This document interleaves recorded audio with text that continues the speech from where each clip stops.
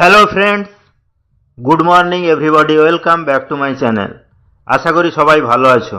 আজকে আমরা আবারও দারুণ ইন্টারেস্টিং কিছু জেনারেল নলেজ বা সাধারণ জ্ঞান নিয়ে হাজির হয়েছি।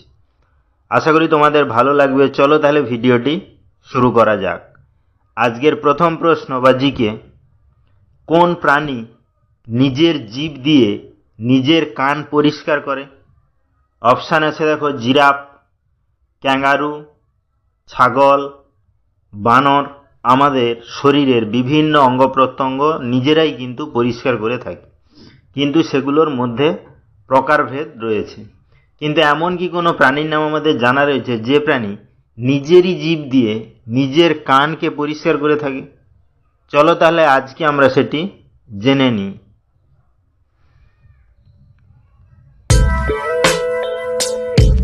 এখানে সঠিক অ্যান্সারটি হবে জিরাফ। অর্থাৎ জিরাফ এমন একটি প্রাণী যে কিন্তু নিজের জিভ দিয়ে নিজেরই কান পরিষ্কার করে থাকে। নেক্সট কি আছে দেখো, আজকের 2 নম্বর প্রশ্ন বা জিকে, সাপের মুখে কয়টি বিষ দাঁত থাকে? অপশান আছে দেখো, 2টি, 4টি, 3টি, 8টি। আমরা জানি সাপ খুবই বিষাক্ত প্রাণী, কিন্তু নির্বিষ সাপও কিছু রয়েছে। কিন্তু যে সাপগুলোর মধ্যে বিষ রয়েছে সেগুলো কিন্তু আমাদের ক্ষেত্রে খুবই মারাত্মক।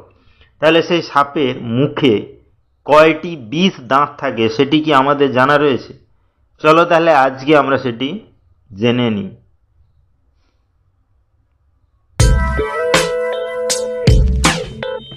এখানে সঠিক অ্যান্সারটি হবে 4টি। অর্থাৎ সাপের মুখে 20 দাঁতের সংখ্যা কিন্তু 4টি। নেক্সট কি আছে দেখো, আজকের 3 নম্বর প্রশ্ন বা জিকে, কোন সবজি খেলে সবচেয়ে বেশি গ্যাস হয়?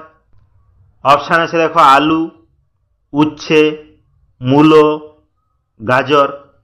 আমরা কিন্তু দৈনন্দিন জীবনে বিভিন্ন ধরনের খাবার খেয়ে থাকি, তার মধ্যে বিভিন্ন ধরনের সবজি বা ভেজিটেবলসও থাকে।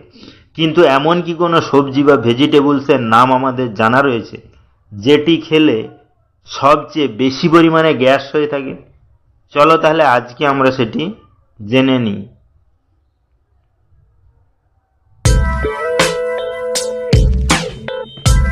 এখানে সঠিক অ্যান্সারটি হবে মূলো।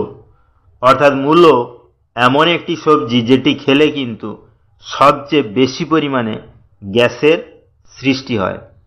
তাহলে ভিডিওগুলো যদি ভালো লাগে চ্যানেলটিকে অবশ্যই সাবস্ক্রাইব করবে, লাইকস করবে, কমেন্টস করবে ও ফ্রেন্ডদের শেয়ারও করবে। কারণ প্রতিদিন এইরকম ইন্টারেস্টিং ভিডিও পেতে গেলে চ্যানেলটিকে অবশ্যই সাবস্ক্রাইব করতে হবে।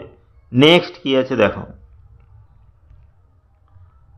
আজকের 4 নম্বর প্রশ্ন বা জিকে, সবুজ রঙের গোলাপ কোন দেশে পাওয়া যায়?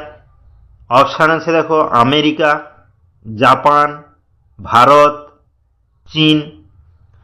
আমরা কিন্তু ফুলের মধ্যে গোলাপ ফুলকে সবাই পছন্দ করে থাকি। তার মধ্যে আবার লাল গোলাপ সবচেয়ে দেখতে সুন্দর এবং বিভিন্ন জায়গায় অনুষ্ঠানেও কিন্তু দেওয়া হয়ে থাকে। কিন্তু এমন কি কোনো দেশের নাম আমাদের জানা রয়েছে যে দেশে সবুজ রঙের গোলাপ পাওয়া যায়? চলো তাহলে আজকে আমরা সেটি জেনে নিই।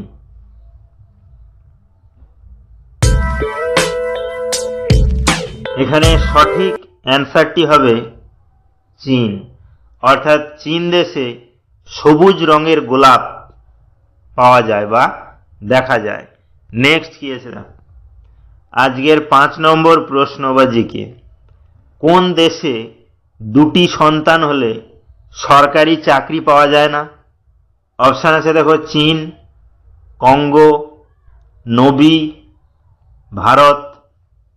আমরা কিন্তু জানি বিভিন্ন দেশের কিন্তু বিভিন্ন ধরনের রুল বা নিয়ম কানুন রয়েছে। সব দেশে কিন্তু একই রকম নিয়ম কানুন থাকে না, সেই অনুযায়ী সেই দেশের সমাজ জীবন কিন্তু গড়ে ওঠে বা চলতে থাকে। তাহলে এমন কি কোনো দেশের নাম আমাদের জানা রয়েছে যে দেশে যদি 2টির বেশি সন্তান বা 2টি সন্তান হয়ে যায় তাহলে কিন্তু কোনো সরকারি চাকরি পাওয়া যায় না? চলো তাহলে আজকে আমরা সেটি জেনে নিই।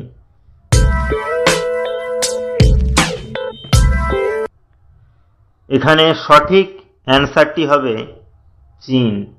অর্থাৎ চীন এমন একটি দেশ যে দেশে কিন্তু দুটির বেশি সন্তান হলেই সরকারি চাকরি কিন্তু পাওয়া যায় না। নেক্সট কি আছে দেখো, আজকের 6 নম্বর প্রশ্নবাজিকে, সিংহের আগে বনের রাজা কাকে মানা হতো? অপশান আছে দেখো, ভালুক, হাতি, জিরাফ, খরগোশ। আমরা কিন্তু ছোটবেলা থেকে জেনে এসেছি যে সিংহকে বনের রাজা বলে বলা হয়, অর্থাৎ পশুদের রাজা কিন্তু সিংহ। কিন্তু সিংহেরও আগে বনের রাজা কাকে মানা হতো সেটি কি আমাদের জানা রয়েছে? চলো তাহলে আজকে আমরা সেটি জেনে নিই।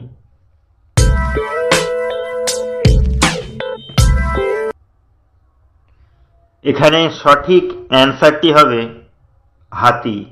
অর্থাৎ সিংহের আগে বনের রাজা কিন্তু হাতিকে মানা হতো। নেক্সট কি আছে দেখো, আজকের 7 নম্বর প্রশ্নবাজিকে, টেলিভিশন বা টিভি কে আবিষ্কার করেন? অপশান আছে দেখো, John Logie Baird, Newton, Charles Babbage, Neil Armstrong. আমরা কিন্তু টেলিভিশন বা টিভি, অর্থাৎ বাংলাতে বললে আরও কি বলা যায়, দূরদর্শন, সবার বাড়িতে এখন আছে। টিভিতে আমরা বিভিন্ন ধরনের প্রোগ্রাম বা অনুষ্ঠান কিন্তু দেখে থাকি, যেগুলো দেখতে খুব ভালো লাগে। তাহলে সেই টিভি বা টেলিভিশন কে আবিষ্কার করেছেন সেটি কি আমাদের জানা রয়েছে? চলো তাহলে আজকে আমরা সেটি জেনে নিই।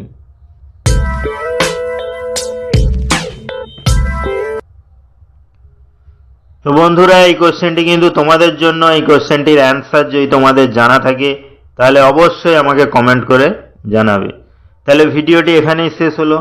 নেক্সটে আমরা এরকম আরও ইন্টারেস্টিং ভিডিও নিয়ে হাজির হব। ততক্ষণ সবাই ভালো থেকো, সুস্থ থেকো এবং সবাইকে জানাই happy new year. Thank you.